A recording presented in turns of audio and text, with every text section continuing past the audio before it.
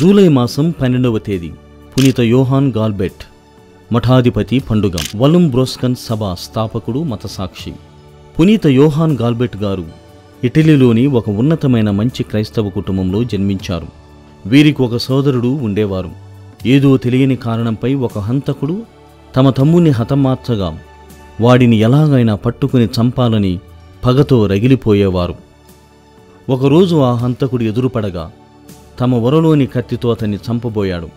వెంటనే ఆ నేరస్తుని తన తప్పును ఒప్పుకుంటూ, నేను పాపమనే శిలువపై వ్రేలాడుతున్నానని క్షమాపణకై అర్థించగా ఈ పునీతుని మనస్సు కరిగిపోయి ఆత్మ ప్రేరితుడై తన కత్తిని పారవేసి సోదర వాత్సల్యముతో నేరస్తుని కౌగలించుకొని, క్రీస్తు కోసం నిన్ను మన్నిస్తున్నాను అంటూ సమాధానపడ్డాడు.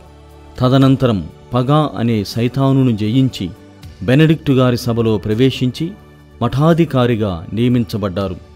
క్రీస్తు కోసం మరింత కఠినమైన జీవితం జీవించాలంటూ మఠం విడిచి వలుంబ్రోసన్స్ సభను స్థాపించి మఠంలో చేరే సన్యాసులు ప్రార్థన, క్షమాపణ, కఠోర జీవితమును కలిగి ఉండాలని బోధించారు.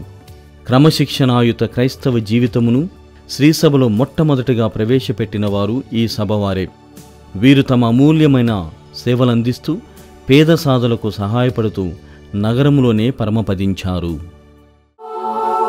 పునీత యోహాను గాల్బెట్టు గారా మా కొరకు ప్రార్థించండి.